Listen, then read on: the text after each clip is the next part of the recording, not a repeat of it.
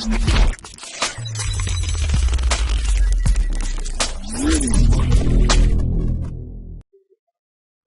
दोस्तों, हम यहाँ पे हमारा पहला ट्यूटोरियल देख रहे हैं। यहाँ पे मैं आपको बताऊंगा कि C++ की प्रोग्रामिंग कैसे चालू होती है। अगर आप देख पा रहे हैं कि नहीं, ये यहाँ पे जो मैं आईडी यूज कर रहा हूँ, आप इसका नाम देख सकते हैं। इसका नाम है डेव C++ 4.9.9.2। इसका लेटेस्ट वर्जन है फिलहाल, जब ये वीडियो बना है, अभी मैं जो बना रहा हूँ वीडियो। तो बेसिकली एक आईडी होती है जिसमें आप देख सकते हैं काफी सारे ऑप्शंस होते हैं, file, edit, search, view, execute, debug, etcetera etcetera. तो आईडी बेसिकली क्या होती है, ये हमको प्रोग्रामिंग करने में मदद करती है। आईडी का फुल फॉर्म होता है इंटीग्रेटेड डेवलपमेंट एनवायरनमेंट।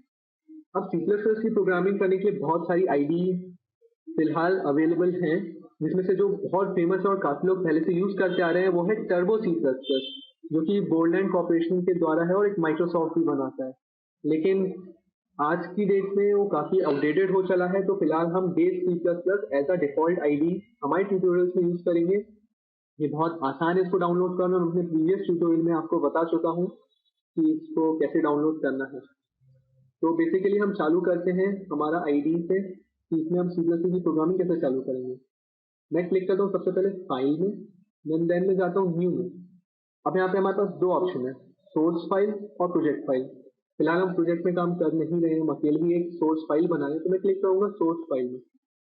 आप देख सकते हैं यहाँ पे ये खुल चुका है। यहाँ पे अभी फिलहाल इसका नाम है अनटाइटल्ड 2, क्योंकि मैं इसको कुछ नाम नहीं दिया।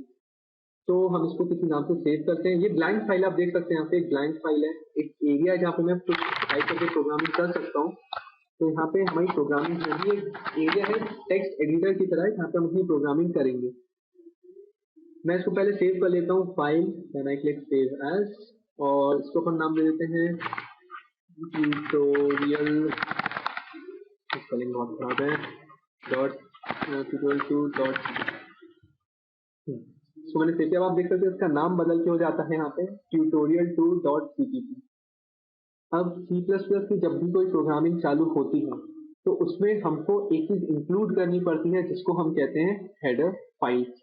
तो हेडर फाइल्स कैसे इंक्लूड करते हैं और क्यों इंक्लूड करते हैं, ये मैं आपको अब बताऊंगा।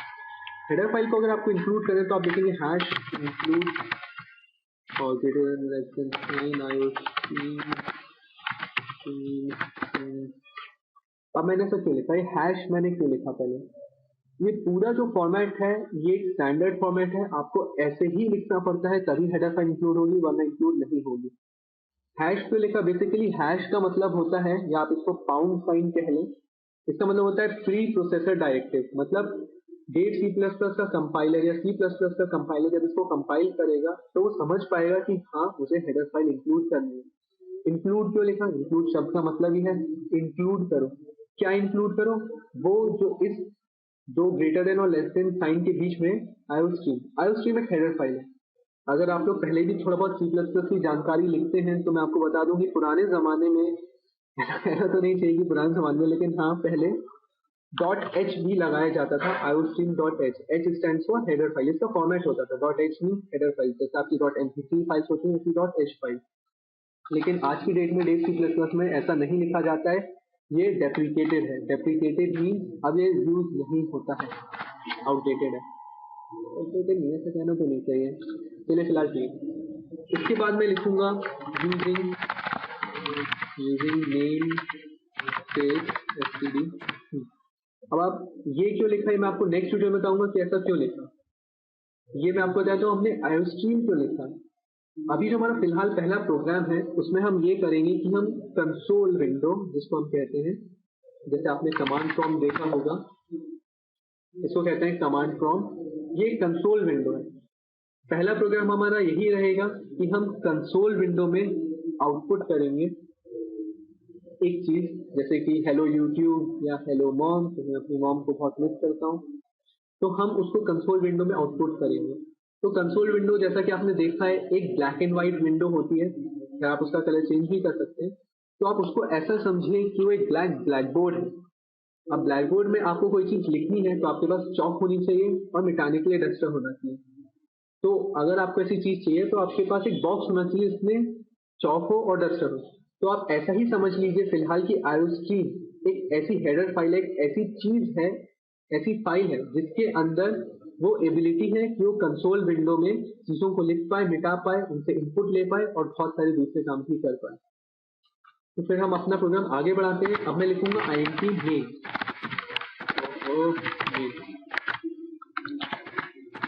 अब मैंने ऐसा ही क्यों लिखा ये मैं आपको बताऊंगा। int क्यों लिखा ये इसका रीजन मैं आपको नेक्स्ट ट्यूटोरियल में बताऊंगा। int बेसिकली स्टैंड होता है इंटीजर के लिए और ये मैं आपको नेक्स्ट ट्यूटोरियल में बताऊंगा कि मैंने इसको क्यों ऐसा लिखा। मेन एक फंक्शन है। ये मुझे कैसे पता चला कि मेन एक फंक्शन है? क्योंकि फंक्शंस के बाजू में generally they are followed by an opening and a closing parenthesis. इनके बीच में भी कुछ वैल्यूज हो सकती हैं, लेकिन फिलहाल ये एम्प्टी है। तो यहाँ पे हमने देखा कि मेन फंक्शन कैसे लिखते हैं, int मेन, और हर फंक्शन के अंदर कुछ सेट ऑफ लाइंस होती हैं जो कि एक के बाद एक आपके प्रोग्राम में एग्जीक्यूट होती हैं। वो लाइंस को हम ओपनिंग कर्ली ब्रैकेट और क्लोजिंग कर्ली ब्रैकेट के बीच में लिखते हैं। अब मेरा एम ये है पहले ट्यूटोरियल में कि मैं कंसोल विंडो में कुछ आउटपुट करा पाऊँ। जैसे कि मुझे लिखना है, अगर मान लीजिए हेलो मॉम, तो मैंने ऐसे ही क्यों लिखा, सी आउट लिखना पड़ेगा इसके लिए हमें। C out stands for console output. अब आप देख सकते हैं यहाँ पे ये दो ग्रेटर देन या लेस देन या जिसका भी आप साइन कह लें, या फिर प्रिंट टू का साइन भी आप इसको कह सकते हैं, ये सी आउट की तरफ इशारा कर रहे हैं। मतलब कि मैं चाहता हूं कि कंसोल में आउटपुट हो। क्या आउटपुट हो? ये हेलो मॉम। और हेलो मॉम को क्योंकि मैंने इन्वर्टेड कॉमास के बीच में लिखा है तो ये एज इट इज प्रिंट हो जाएंगे। तो ये एक स्टेटमेंट है, कंसोल विंडो में प्रिंट करो हेलो मॉम। उसके बाद मैंने सेमीकोलन लगाया। This means that the statement ends here. ये स्टेटमेंट यहीं खत्म होता है। हम इसको रन करते हैं, एग्जीक्यूट करते हैं। तो आप देखेंगे, अगर आपने ध्यान दिया, एक फ्लैश हुई थी एक विंडो, उसमें कुछ हुआ था, लेकिन हम देख नहीं पाए कि क्या हुआ। तो वही मैं बताता हूँ। हमारा प्रोग्राम बेसिकली बिल्कुल करेक्ट हो चुका था, हमने उसके एरर फ्री कर लिए थे, हमने उसको रन किया था। रन करने के बाद वो रन हुआ और क्विकली बंद भी हो गया हमारा प्रोग्राम। तो हम देख नहीं पाए कि हुआ क्या। अगर हम देखना चाहते हैं कि कुछ हो, जो हुआ है वो हम देख पाए, तो हमको लिखना पड़ेगा सिस्टम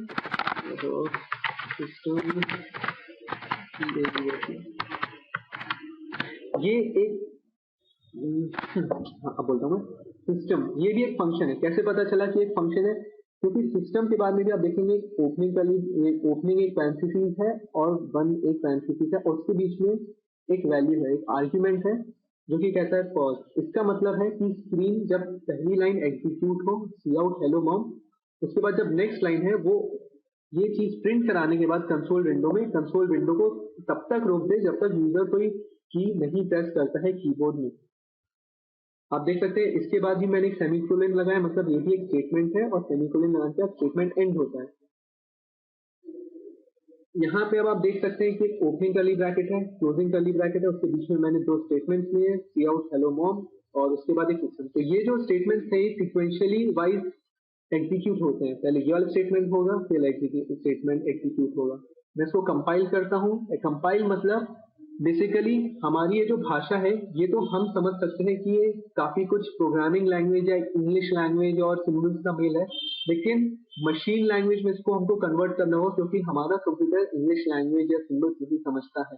तो कंपाइलर बेसिकली यही करता है, हमारी भाषा को कंपाइलर मशीन लैंग्वेज में कन्वर्ट करता है, ऐसी भाषा, ऐसे सेट ऑफ इंस्ट्रक्शंस जो कि मशीन या आपका कंप्यूटर समझ सके। एग्जीक्यूट पे क्लिक करें, कंपाइल पे क्लिक करें। आप देख सकते हैं यहाँ पे compiler, default compiler, by default में डिफॉल्ट बेस C++ का कंपाइलर यूज कर रहा हूँ। स्टेटस डन, एरर 0, वार्निंग 0, मतलब ये कंपाइल हो गया।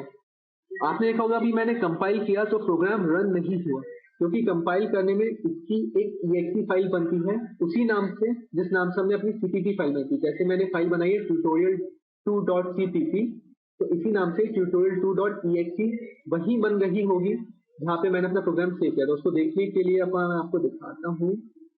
ये आप देख सकते हैं tutorial2.exe एक फाइल बन चुकी है फिलहाल। ये हमारी एप्लीकेशन है, इसमें आपसे रन भी कर सकते हैं, लेकिन अगर आप चाहते हैं कि कंपाइल होने के बाद रन करें तो आप एग्जीक्यूट पे क्लिक करें, कंपाइल एंड रन, और आप देख सकते हैं कि ये हमारा प्रोग्राम चल पड़ा है। लिखा है हेलो मॉम, और जहाँ पे मॉम हुआ है एंड हुआ है, मॉम हुआ नहीं है, एंड हुआ है। एम के जस्ट बाद press any key to continue लिख के आ गया विदाउट एनी स्पेस। तो आप देख सकते हैं कि ऐसे हम आउटपुट कर सकते हैं कंसोल स्क्रीन में जो भी हम चाहें। हेलो मॉम 1,1 इसका जो कोऑर्डिनेट है फर्स्ट रो फर्स्ट कॉलम से प्रिंट होना चालू हुआ बाय डिफॉल्ट, क्योंकि वो वहीं से चालू होता है प्रिंट होना। और जैसे ही मैं कोई भी की दबाऊंगा, ये press any key to continue इसके कारण आया, सिस्टम पॉज के कारण वो अपने आप press any key to continue छाप देता है just after C out hello mom. Hello mom मैंने इन्वर्टेड कॉमर्स में लिखा था तो एज इट इज प्रिंट हो गया है। अब मैं इसको कोई भी प्रेस की को प्रेस करूंगा तो एंड हो जाएगा, मैंने प्रेस किया एंड हो गया। तो बेसिकली दोस्तों ये हमारा फर्स्ट प्रोग्राम था जिसमें हमने कंसोल विंडो में कुछ आउटपुट देके देखा। सो होप मैंने तो अपनी तरफ से पूरी समझाने की कोशिश की है। आपके कमेंट्स आप जरूर दें तो मैं ताकि इम्प्रूव कर सकूं। होप आप पे सही लगा होगा, आप इससे कुछ सीख पाए होंगे। ये पहला ट्यूटोरियल है, I will definitely improve my self. अगर आप इसमें कुछ कमी लगती है आप कमेंट जरूर दें। तो thanks a lot, see you in the next tutorial.